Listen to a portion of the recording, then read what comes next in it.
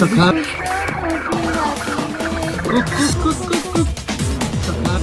Sokak.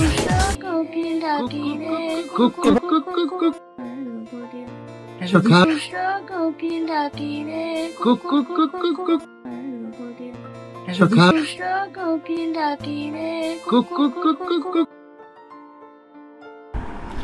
নিজের জন্মদিনে গান গেয়ে অবাক করে দিলেন সুপারস্টার শাকিব খান এবং তার পরিবারকে, তাদের একমাত্র স্টার কিড আবরাম খান জয়। সুপারস্টার শাকিব খানের তুফান সিনেমার যেই গানটি অনেক বেশি ভাইরাল হয়েছে, সেই গানটি হচ্ছে দুষ্টু কোকিল ডাকে রে কুকু কুকু কু। সেই গানটি জয় ডান্স করতে পারে, গানটি নিজের কণ্ঠে গেয়েও শোনালেন। শাকিব খান অবাক হয়ে গেলেন তার ছেলের এত সাবলীলভাবে এই গানটি গেয়ে দেওয়ার জন্যে। শাকিব বললেন, আরে বেটা, তুই তো আমাকে একদম পাগল করে দিলি। আমি আসলে জানতামই না তুই এত বড় হয়ে গেছিস বা এত দুষ্টু হয়ে গেছিস। আমার এই গানটা তোর অনেক ভালো লাগে। জয় অনেক ডান্স করে বলে, পাপা এই গানটা আমার অনেক বেশি ভালো লাগে।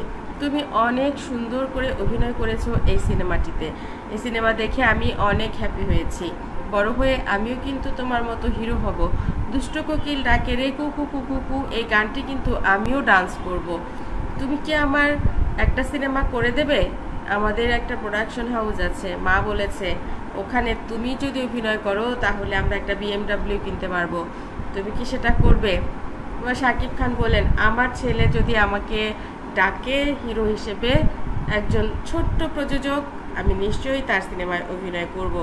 তাহলে পাক্কা কথা দিলে তো পাপা, 2025 সালে কিন্তু এজে ফিল্মস, অপু জয় ফিল্মস থেকে তোমাকে অভিনয় করতে হবে হিরো হিসেবে। তুমি যদি চাও সেখানে ছোট্ট হিরো হিসেবে কিন্তু আমিও থাকতে পারি। মাম্মা বলেছে আমাকেও নেবে, তবে তোমার মতো অত রেমুনারেশন আমাকে দেবে না। এই কথা শুনে শাকিব খান বললেন, কে বলেছে? আমি যদি সেখানে অভিনয় করি তুমি অভিনয় করবে, তুমি ছোট তাই সেখানে তোমার অভিনয়টা ছোট মানুষের থাকবে, কিন্তু তুমি তো হিরো, সুতরাং হিরো রেমুনারেশন আমিই তোমাকে দেব, যাও। এই কথা শুনে হেসে দিল আবরাম খান জয়।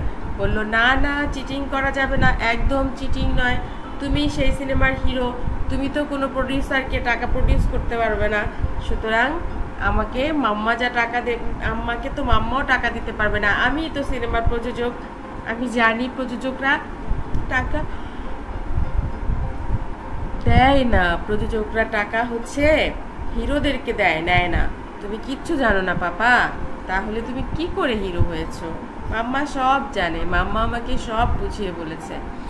শাকিব খান হেসে বললেন, ওরে মাম্মা কি বাচ্চা, আমি যা বলছি সেটাতে হবে না।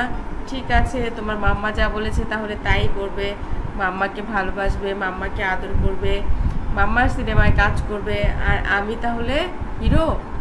জয় বলে, হ্যাঁ পাপা, তুমি আমাদের সিনেমার হিরো, তোমাকে আমরা অনেক টাকা দেব, কিন্তু তোমাকে কিন্তু সিনেমাটা করে দিতে হবে। এই সিনেমা করেই আমরা BMW কিনবো, মাম্মা বলেছে।